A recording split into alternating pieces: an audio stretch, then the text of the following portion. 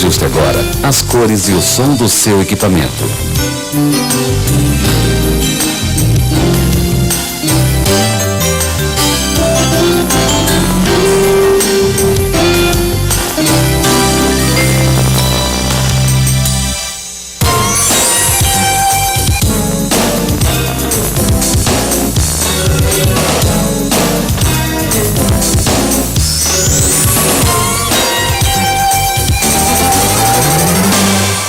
Me acorde quando chegar lá.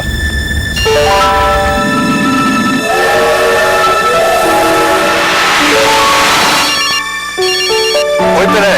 Tudo bem? Tudo bem. Você vai ser homenageado em Paris. Vai receber um troféu também. A Nokia não sabe como será o futuro das pessoas. Alô? Oi, mãe, tudo bem? Tô em Bauru. Mas já sabe como elas vão se O comunicar. que eu tô fazendo? Tô indo pra Santos. Prepare-se para 12 viagens fascinantes e inesquecíveis. Entenda o seu mundo. Uma série de 12 fascículos de super interessante coleções. Cada um deles acompanhado de um vídeo de 50 minutos do Discovery Channel. Você vai conhecer os vírus, essa ameaça microscópica.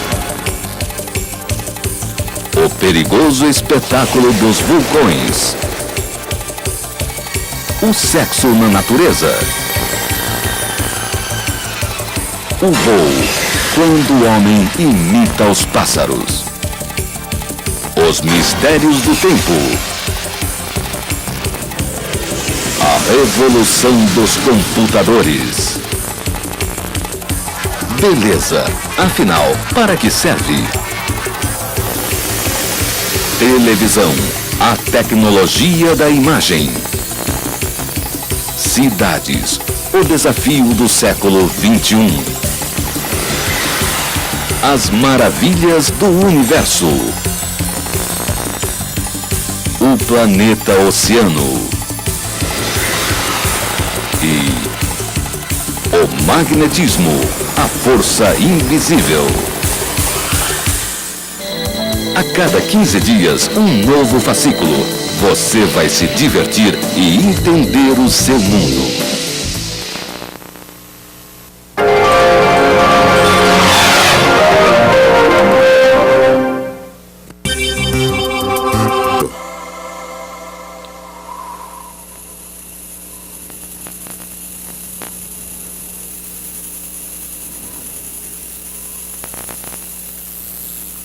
Olhando para o céu, não dá para notar. Mas alguma coisa está muito errada com o universo. Os astrônomos já suspeitavam disso há algum tempo. Agora eles têm certeza. Primeiro, o universo pode ser bilhões de anos mais jovem do que deveria ser. Segundo, parte do cosmos se perdeu, uma grande parte.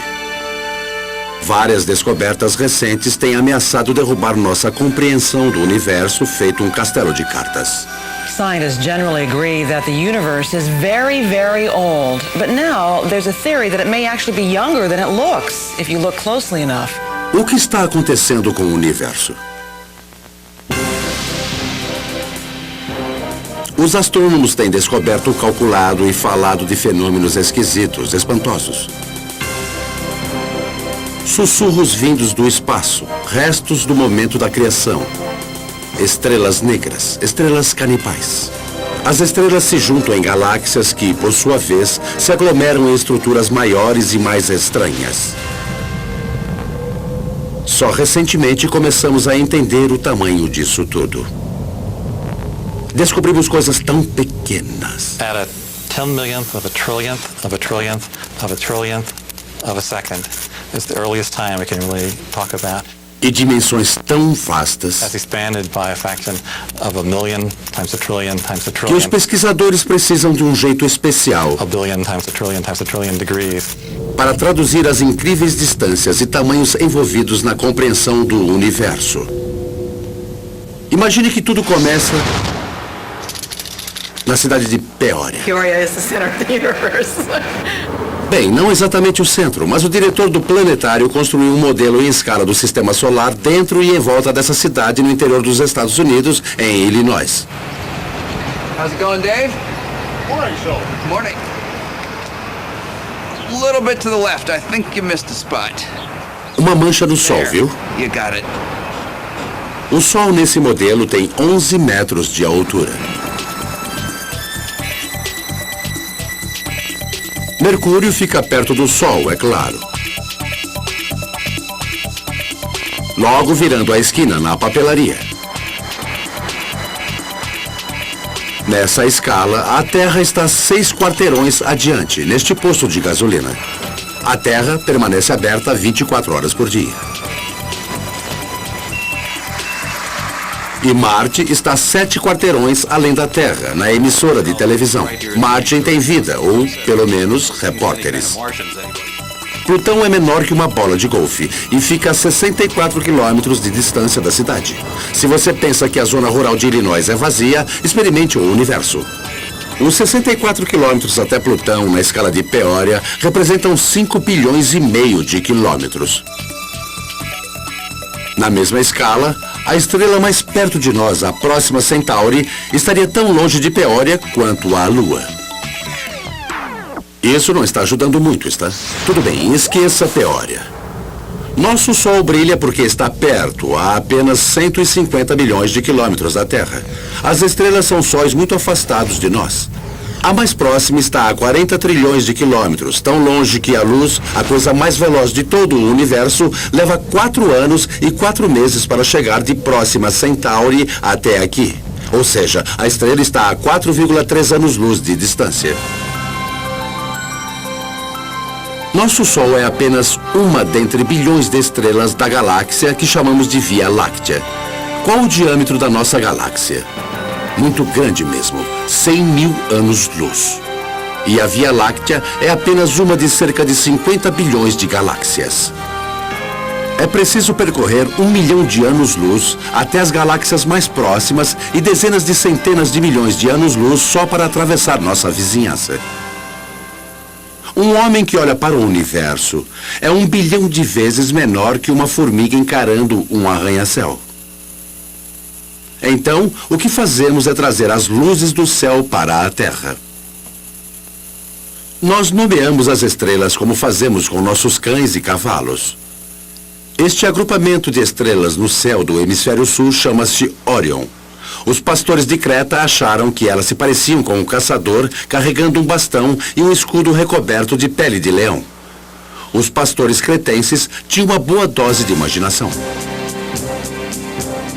Como foi que adquirimos o conhecimento que temos hoje sobre o universo?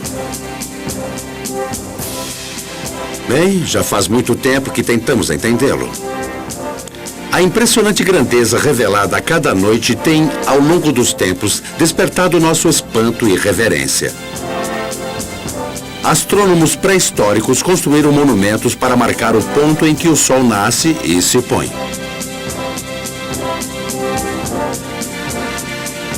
Por volta do ano 300 a.C., Aristóteles ensinava que a Terra era cercada de globos transparentes nos quais estavam encaixados o Sol, a Lua, os planetas e, mais além, outra esfera pontilhada de pequenas estrelas. Bem mais tarde, no século XVI, a maioria ainda acreditava que a Terra era o centro do universo. Poucos, como Copérnico, pensavam que a Terra girava em torno do Sol. Então, em 1608, um italiano chamado Galileu ouviu dizer que se podia fazer uma luneta com 2 lentes e um tubo. Construiu uma e apontou-a para o alto. It was not until Galileo perfected the telescope around 1610 and pointed it at the Milky Way that he was able to say that the Milky Way was just millions of stars. And if you take a pair of binoculars on a clear night and look at the Milky Way, you'll just see that it's nothing but stars and clusters of stars. O telescópio de Galileu ampliava as imagens tanto quanto um par de binóculos, mas era o suficiente para ele notar que Vênus tinha fases como a Lua, que o Sol tinha manchas e a Lua montanhas, Viu também que Júpiter possuía 4 luas. As esferas cristalinas perfeitas de Aristóteles se quebraram e o universo deixou de ser simples. Havia outras coisas estranhas lá fora. Lembra-se de Órion? Bem, logo abaixo da espada havia uma estrela que nem mesmo os mais potentes telescópios jamais conseguiam colocar em foco. O objeto passou a se chamar nebulosa, e ao longo do tempo, os astrônomos foram achando muitas dessas bolas felpudas no céu. Avancemos alguns séculos.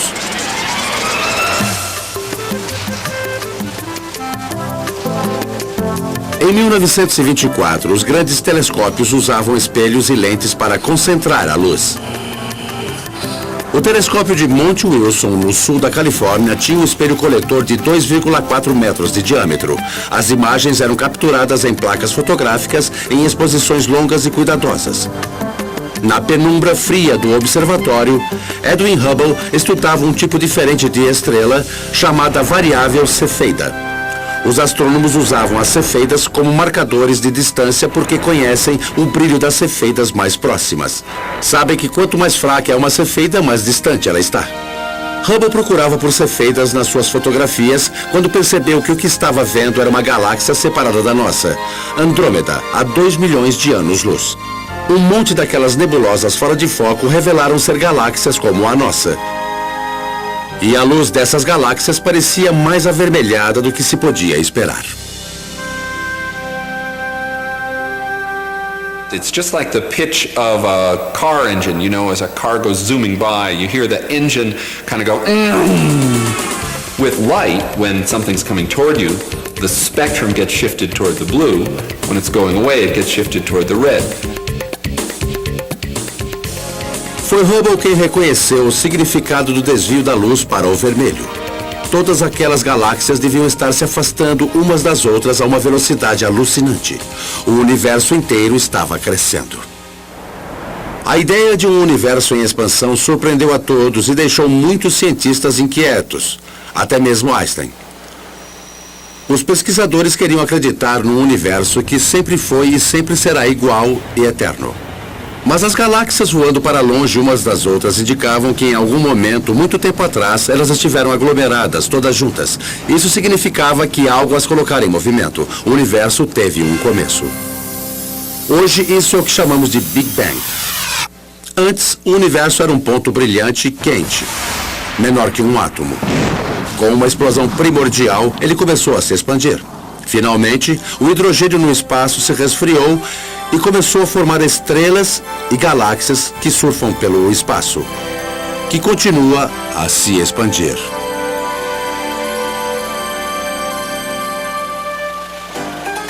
Agora podemos calcular a idade do universo. É o tipo de conta que você faz numa viagem de carro. Se sua velocidade é de 48 km por hora e se você percorreu 96 km, você sabe que viajou 2 horas. O desvio para o vermelho nos revela a velocidade das estrelas e as cefeidas nos dizem o quanto já viajamos. Quando os astrônomos fizeram a conta, descobriram que o Big Bang aconteceu há 15 ou 20 bilhões de anos. Há muito tempo e muito longe. E daí? Well, we're answering one of the most fundamental questions that human beings can pose, and that is, how old is the universe that we live in? How did it begin? And what's its evolution? Those are major questions. Those are major philosophical questions, questions that religions have touched on, philosophy has touched on, physics is touching on, mathematics is touching on. And the people who are eventually going to come up with what is going to be accepted to be the right answer will make history of a kind. They will have contributed significantly to human knowledge. That, I think, is why it's such an important set of questions. Nessa época da virada do milênio, temos a sensação de que a resposta a essas questões estão na ponta da língua.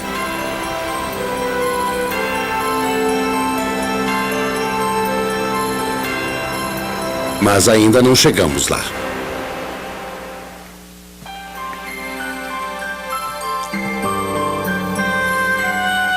Os observadores de estrelas partem para as montanhas. O Monte Mauna Kea, no Havaí. Os Andes chilenos. o Monte Hopkins, no Arizona. Robert Kirshner trabalha a 2.600 metros de altitude à caça de estrelas que estão morrendo. I really like coming to the mountain. I like getting away from all the 100 distractions you have when you're busy and, people are coming in to see you about all kinds of things, and the makeup exam and all that kind of stuff. And to just concentrate for a couple of days only on the scientific investigation, only on what you're trying to do, it's very, very good. A poluição luminosa tem afugentado os astrônomos das cidades para vigílias em locais remotos. Kirshner está à caça do clarão súbito que indica que uma estrela explodiu como supernova, ou sua prima menor, uma nova. The kinds of things I'm working on, these supernovae, which are events that come and go, if you don't get it this year or this month, that one is gone. You just lose the chance.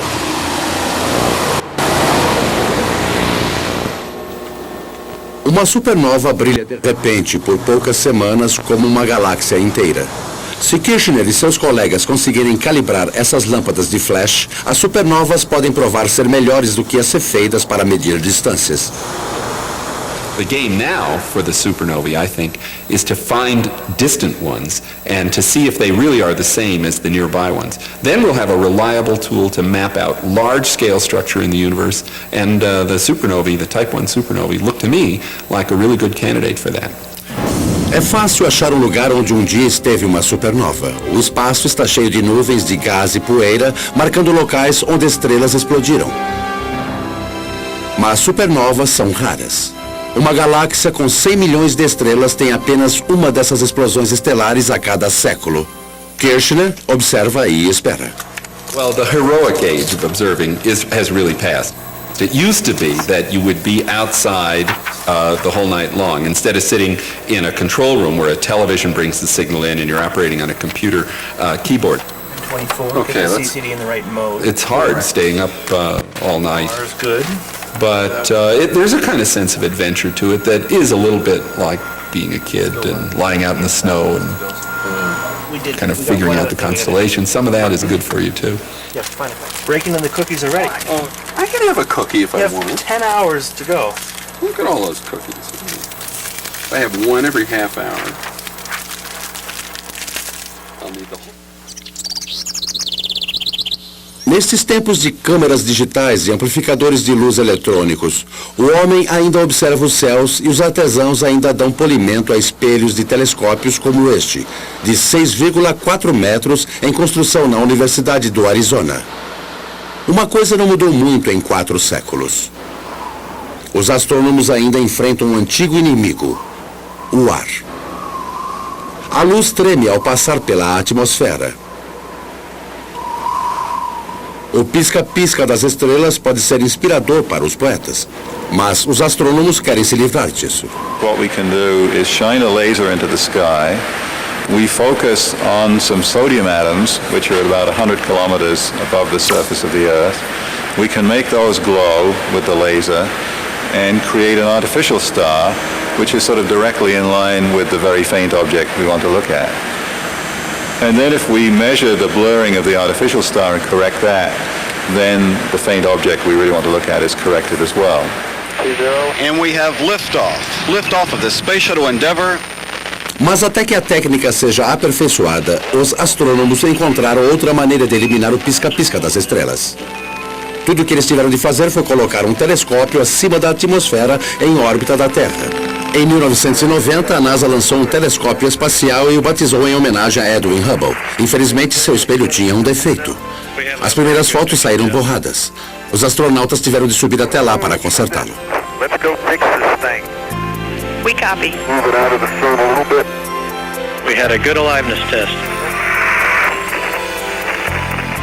Outstanding. He said Endeavour has a firm handshake with Mr. Hubble's telescope.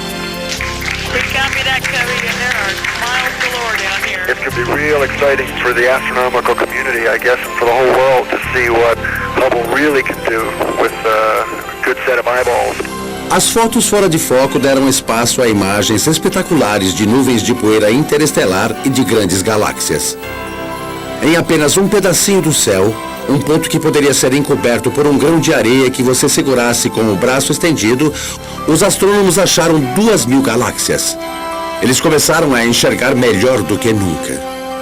So one way of looking at it is if there was a firefly in Tokyo, and here we are in Washington looking at it, we could tell if there was another firefly 10 feet away, we'd actually be able to distinguish them.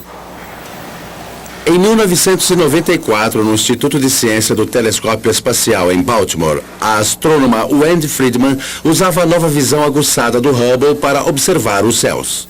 E acabou dando início à controvérsia cosmológica da década. Yeah, I just wanted to ask you not to break out any observations until I give you a clear. So when were these images taken? Como Edwin Hubble, ela e sua equipe observavam aquelas estrelas que marcam distâncias. Cosmic rays aren't nearly as apparent. For our work, we need a telescope out in space because what we're after is a certain kind of star. It's called a Cepheid, and we have to be able to detect that kind of star against the background of a galaxy. And the Earth's atmosphere smears and blurs our view, and we can't detect those stars. Friedman conseguiu as melhores leituras de Cefeidas numa galáxia vizinha e mediu sua distância. Usando o desvio para o vermelho, ela calculou uma nova idade para o universo. Our preliminary measurements indicate that the age of the universe is somewhere in the range from 8 to 12 billion years. And that immediately brings about a conflict with other ages that have been measured. Temos um problema. O universo dela é mais jovem do que algumas estrelas, e o cálculo da idade das estrelas é muito preciso. Os cientistas conseguem ler as mudanças químicas de um astro como se fosse um relógio. When we look at a cluster of stars, hundreds or thousands, it doesn't really matter. What we have to do is go in and measure the brightness of the brightest star that's left in the cluster, that's still burning hydrogen in its core. And that star is the minute hand on the clock, because that's the star that is closest to burning out its hydrogen, closest to ending its life, and that's a direct measure of the age of the cluster. Infelizmente, o relógio estelar marca 6 bilhões de anos a mais que a idade do universo calculada por Friedman. But we're looking at globular star clusters, 100,000 to 1 million stars, and they're being age-dated by several very reputable groups of physicists, astronomers, and they're all coming up with ages 17, 18, 19 billion years. That's a problem. We're very close to having a kind of contradiction between the ages of the stars and the age of the universe. This would be quite embarrassing, because you really shouldn't be older than your mother. Clearly, if the universe is 10 or 12 billion years old, then there can't be stars in the universe that are 15 or 17 billion years old. That's not logical, at least if the entire Big Bang theory is right or even close to being right. Wendy Friedman tem consciência do dilema. Ela sabe que, como muitos outros quebra-cabeças do universo, esse também ficará sem solução por algum tempo. I think anytime you get a new tool, you get data that are better quality than were possible to obtain in the past. Yeah. You learn new things, And yes, sometimes leads to confusion because there aren't answers for all of the questions that are being raised. But it's a healthy aspect of science and how science proceeds.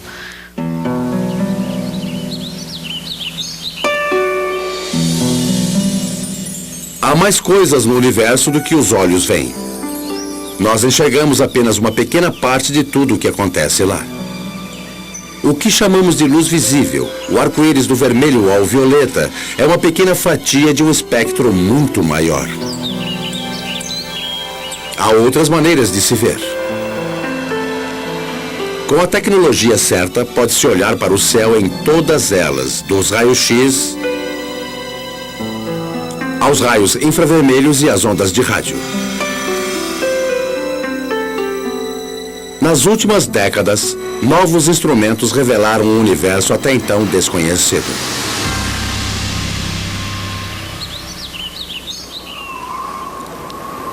Veja o Sol.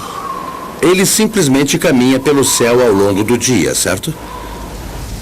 Mas, usando os raios-x, os astrônomos podem ver que o Sol é um lugar muito movimentado. Fotos feitas por detectores de raio-x mostram que existe um caldeirão de reações nucleares no seu interior. Com filmes sensíveis ao ultravioleta, vemos grandes línguas de gases superaquecidos se erguendo da superfície. Nossa estrela bem comportada e amigável é uma explosão termonuclear contínua. It's in high-energy astronomy where you really see that the universe is a violent place. It's not just made up of these good citizen stars that sit quietly fusing their hydrogen into helium. A NASA está fazendo observações em infravermelho. O infravermelho é absorvido pela umidade da atmosfera. Por isso, os telescópios são montados em aviões que os levam para além das nuvens.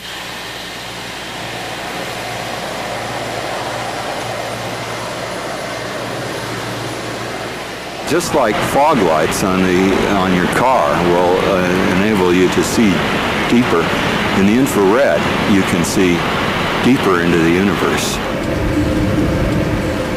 We warm human bodies shine in the infrared. Anything at my temperature in the universe is emitting planets, comets, other bodies.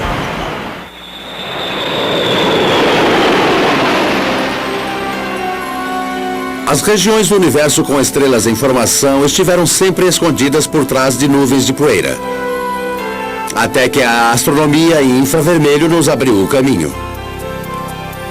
Hoje vemos nuvens de hidrogênio gasoso frio se condensando e começando a se acender como estrelas.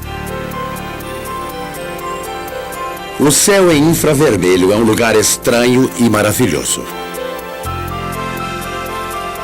Uma vez que tenhamos aprendido onde olhar, podemos invadir esses berçários estelares e bater algumas fotos dos bebês.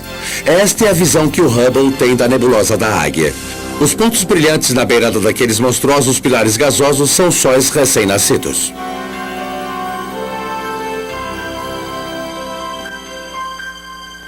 Os cientistas devem muito de sua compreensão do universo não somente às fotografias espetaculares, mas também à estática do rádio, um sussurro que vem do céu. If you're listening to the universe with a radio telescope, it would mainly be a hissing sound. It sounds like steam escaping from radiators. Isso foi ouvido a primeira vez por acidente. Em 1965, pesquisadores dos laboratórios Bell, nos Estados Unidos, tinham construído uma estação de escuta para captar sinais dos primeiros satélites de comunicação. E foram perturbados por um assovio de frequência ultra baixa que vinha de todos os lados do espaço. O que eles estavam captando era a energia do grande clarão que deu origem ao universo. Um eco do Big Bang. Radio astronomy was the second big window we opened on the universe. The first big window was Galileo going and putting a telescope to his eyes and seeing if he could see with his own eyes, and then with film eventually. The next big step was radio astronomy. It's a great step forward in terms of discovering new things and understanding new things. A descoberta da radiação cósmica de fundo foi o suspiro final para os que queriam acreditar num universo eterno. Os defensores da ideia do Big Bang venceram. A radiação de fundo parecia ser constante e uniforme, vinda de todos os lados do espaço, exatamente o que seria de se esperar de um universo que tivesse começado de um único ponto. Mas então, por que as estrelas não estão espalhadas de maneira uniforme pelo espaço? As galáxias deviam estar se afastando à medida que o universo se expande, cada uma delas se afastando das demais exatamente como uvas passas numa massa de pão em crescimento. Astronomers had thought that the universe was sort of expanding uniformly and the galaxies were just going along, and that the only motion we should see is the Earth going around the Sun and the Sun going around the galaxy. But in fact what we saw was that the largest motion of all was the galaxy itself moving. And that really surprised astronomers, and the only conclusion we could come to was that something was causing the galaxy to move away from just the simple expansion of the universe. And after thinking about it for a while, our conclusion was that there must be a large group of galaxies near us. Quando os astrônomos marcam a posição das galáxias em seus computadores, encontram cordões, aglomerados e paredes feitas delas. Como pode ser se os radiotelescópios diziam que a energia do Big Bang estava espalhada uniformemente pelo espaço? There had to be some seeds at the beginning. There had to be some small lumps in the early universe that are going to grow to create the structure. Assim, Smoot saiu à cata de irregularidades na radiação de fundo para mostrar que a explosão do Big Bang foi desuniforme. Em 1989, um pacote de instrumentos subiu a bordo de um satélite. O explorador da radiação de fundo, ou COB. O COB encontrou variações sutis na energia deixada no momento da criação. Anunciada em 1992, essa foi considerada uma das mais importantes descobertas do século. O universo passou a fazer sentido de novo. Mais tarde, Smoot disse aos jornais que essas rugas na radiação de fundo eram as maiores e mais antigas estruturas jamais vistas. Ele disse aos repórteres que vê-las era como ver Deus. And that's the one that the press grabbed on because that's the one people could relate to. And that got spread all over and got much more attention, including people from philosophy and religion coming in and asking questions. Mas apesar de os pesquisadores poderem finalmente explicar por que existiam estrelas, galáxias e coleções de galáxias, isso ainda não resolvia o outro grande problema. É mais ou menos como o antigo poema infantil. Outro dia, no alto da escada, encontrei um homem que não estava lá. Ele não estava lá de novo hoje. Ah, como eu gostaria que ele ficasse longe. The problem is that we know that at least 90% of the universe is something we don't know what it is. No final dos anos 70, a astrônoma Vera Rubin e sua equipe notaram algo estranho nas bordas das galáxias em espiral, semelhantes à nossa. Como destroços que caem num redemoinho, as estrelas na beira das galáxias deveriam estar se movendo mais lentamente do que as estrelas do centro. Mas o que Rubin viu parecia desafiar as leis da física. As estrelas de fora estavam se movendo tão rápido quanto as mais centrais. We live, sort of 2/3 of the way, we being the Earth, about 2/3 of the way out from the center of our galaxy, and we're orbiting at 500,000 miles an hour. That's pretty fast. Mais rápido do que deveria ser. Tais velocidades só poderiam ser causadas por um grande puxão gravitacional, o que exige mais matéria do que jamais se detectou lá fora. Muito mais. It was a shock to learn that when we were studying the universe, we really weren't studying the universe. We were studying just the 5 or 10% of it that was luminous. So it's like, trying to study the Earth and just looking at Pennsylvania. Todas as coisas observadas no universo, os planetas, as estrelas, as galáxias, os aglomerados de galáxias, constituem apenas 10% do universo, talvez menos. As primeiras tentativas de rastrear a matéria perdida falharam. Esses 90% de matéria invisível são chamados de matéria escura. Mas ninguém sabe do que se trata. Talvez estrelas mortas, escuras, ou algum tipo de sujeira cósmica, ou ainda uma porção de coisas extremamente pequenas enchendo o espaço.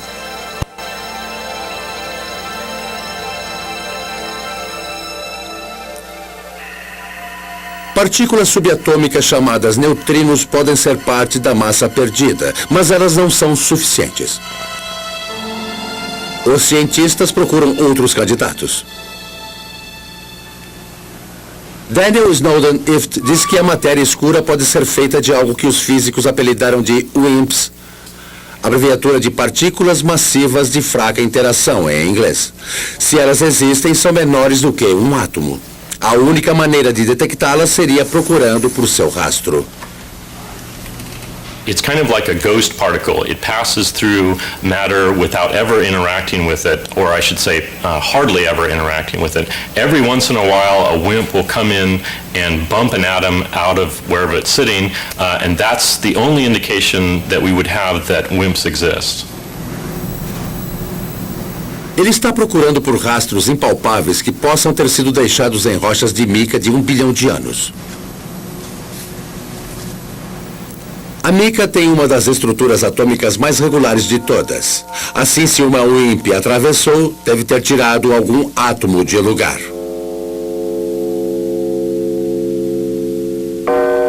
What we're looking for is the WIMP to come in, bump one of the atoms in the mica, and that recoiling atom then produces a chemical change within the mica. Em sua busca pelas WIMPs, ele lasca amostras sem fim de mica e as banha em ácido clorídrico.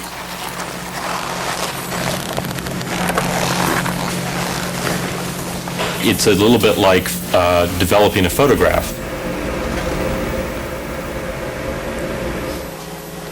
A mica gravada vai para um supermicroscópio que amplia a imagem 50 milhões de vezes. A mica pode ser o lugar perfeito para se encontrar as pistas da matéria perdida. Infelizmente, até hoje, Daniel Snowden IFT não topou com nenhuma WIMP. Pesquisadores surpreenderam os astrônomos em 1996 ao anunciar que tinham achado a matéria escura, ou pelo menos parte dela. Eles tinham captado ondulações no brilho de algumas estrelas causadas por outras estrelas anãs apagadas demais para serem vistas. Uma auréola desses objetos em torno das galáxias poderia constituir a parte que falta do universo. Os astrônomos chamaram essas estrelas pequenas e densas de machos, abreviatura em inglês de objetos massivos e compactos do halo. A pesquisa para confirmar a misteriosa fonte da força de gravidade continua. I would like to think that in 10 years we know what the dark matter is, but I wouldn't bet very much money on it. But advances usually come in very surprising ways.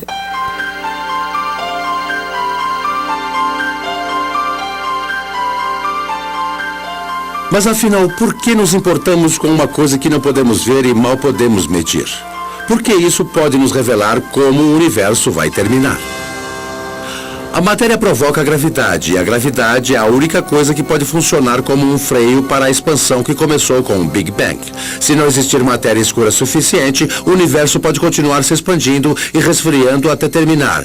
Não numa explosão, mas num calafrio. Se houver matéria escura suficiente, a expansão chegará a um ponto máximo e se inverterá, atraindo tudo de volta de novo, até que o Big Bang termine num grande esmagamento. E depois, quem sabe, um novo Big Bang comece tudo de novo.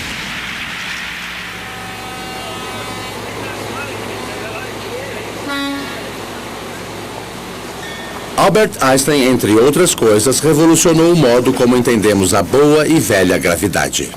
Astronomers generally only talk about one force, and that's gravity. And the reason for it is almost everything that's important on the large scale, that is on the scale of planets and stars or the universe as a whole, is gravity.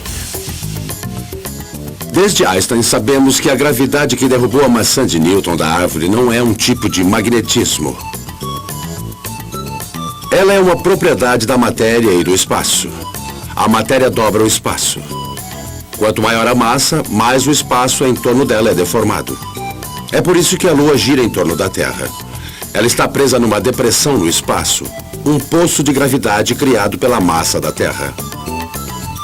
Quando bastante matéria se junta, a gravidade fica forte o suficiente para espremer átomos de hidrogênio e transformá-los em átomos de hélio. Esta fusão libera a energia que acende uma estrela. Mas a gravidade é também uma assassina de estrelas. Stars are born, age, evolve, and eventually die, just like people. They have a regular life cycle. During the entire life of any star, there is this delicate balancing act, because gravity is always at work trying to crunch the star down into a small point, and the high internal pressures are trying to blow the star up and blow it apart. And for about 90% of the life of the star is in nearly perfect equilibrium. And it just sits there, burning away and producing radiation.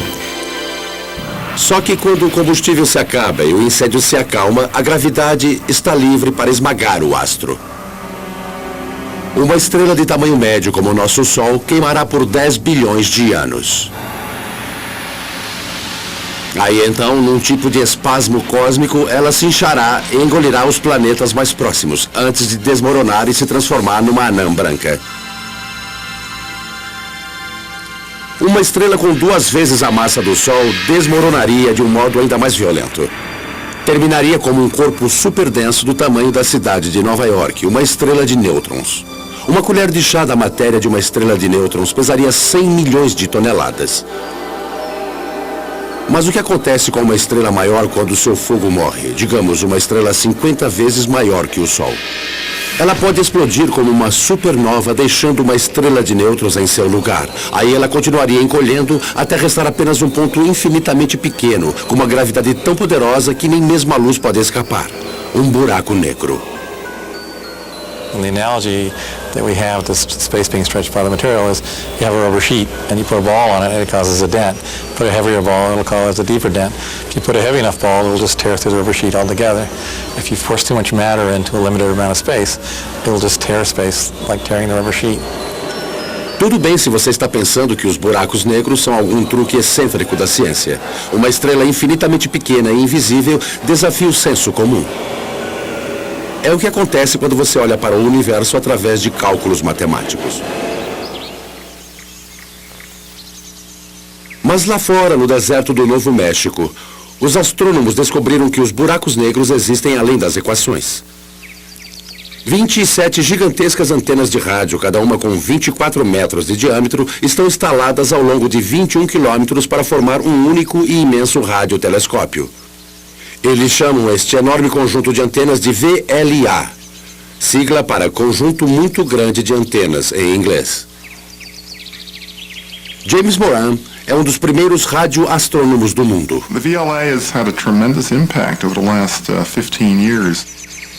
It's very important because it has tremendous versatility, This technique of radio interferometers was developed after World War II, but this is the first really big array. There's 4 here.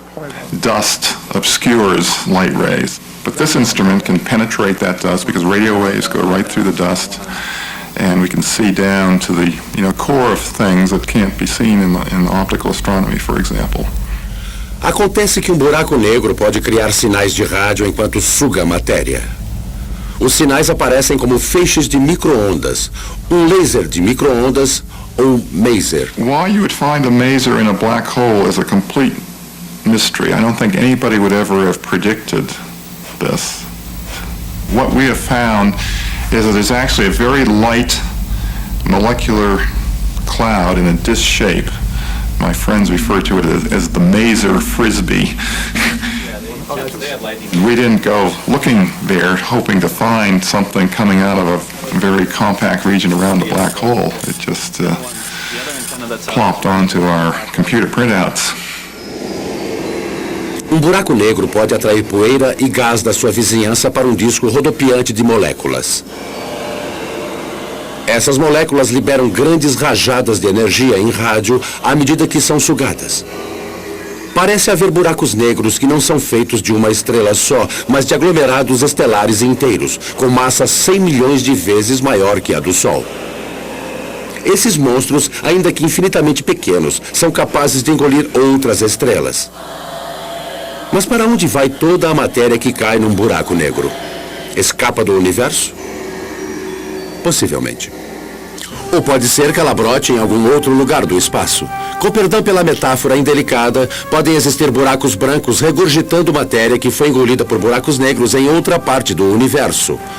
Buracos de minhoca no tecido do espaço-tempo que levariam você de um ponto a outro sem cruzar o espaço entre eles. Ou ela pode ir para outro universo inteiramente diferente. O gênio da astronomia teórica Stephen Hawking propôs que os buracos negros de nosso universo podem muito bem dar origem a outros universos. De fato, pode haver uma grande quantidade de universos como bolhas em um banho. Nós não sabemos e provavelmente jamais saberemos. Se você caísse num buraco negro, seria esticado até ficar mais fino que um espaguete, o que não seria problema nenhum, já que o tempo teria parado. As regras do universo como nós as conhecemos parecem não valer nos buracos negros. E isso é o que acontece quando você começa a lidar com infinitos. Ficamos com um universo cheio de buracos. Um universo com espaço enorme para a imaginação.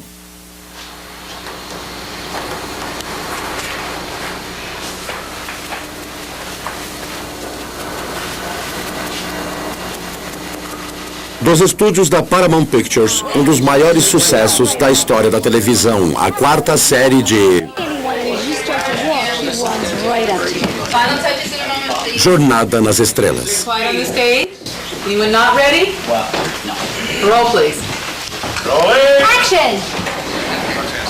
I want a full systems report. And Mr. Kemp, Mr. Tuvok, I want every iota of information that was recorded regarding this phenomenon. Let's see what you have, Mr. Kemp. There. It's registering only on subspace bands. We don't even have it on long-range sensors yet. Verteron emanations. Tunneling secondary particles. It certainly looks like a wormhole. But is it stable enough for us to enter? And if it is, where does it lead? There is, of course, a 75% chance a wormhole will not lead to the Alpha Quadrant. Great. Changing Jennifer's mark. Yes, I gave that to our change. Thank you. Great. Thanks a lot. Os astrônomos do mundo real confirmaram que existem planetas circulando outros sóis. O problema é que não podemos chegar a esses outros mundos em nenhum tempo razoável. Os físicos do século XX dizem não poder construir nada que viaje mais rápido do que a luz. Mas isso seria lento demais para uma operação do século 24 como a Jornada nas Estrelas. The dramatic need of a television series called Star Trek is that we need to travel to a different planet every week. So Gene Roddenberry said, well, okay, we're going to have something that he called warp drive, which somehow warped space and let us travel through subspace. How does this work? We don't know. But nevertheless, we see it work every week, and hopefully the audience buys it. Muitos cientistas adoram esta série e escreveram livros mostrando como a física da Jornada nas Estrelas poderia funcionar.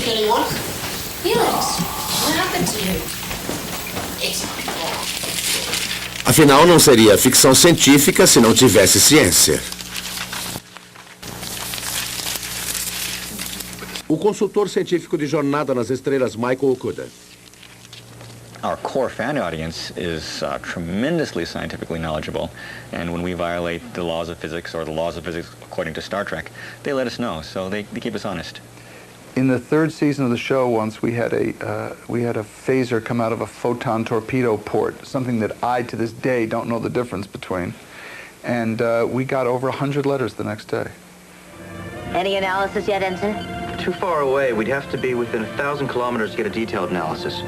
That would mean a significant course change. Well, Mr. Kemp, if there's even the possibility of finding a wormhole, I think we can afford a detour. Os cientistas levam os buracos de minhoca tão a sério que eles viraram exercício na aula de física de George Smoot.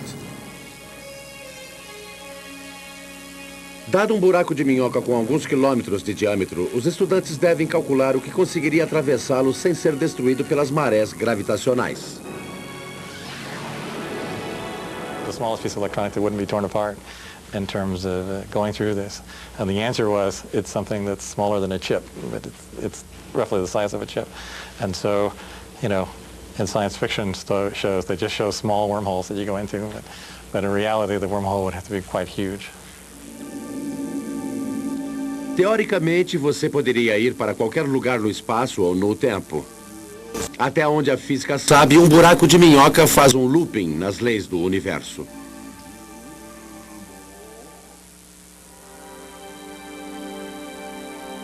Assim, restam questões.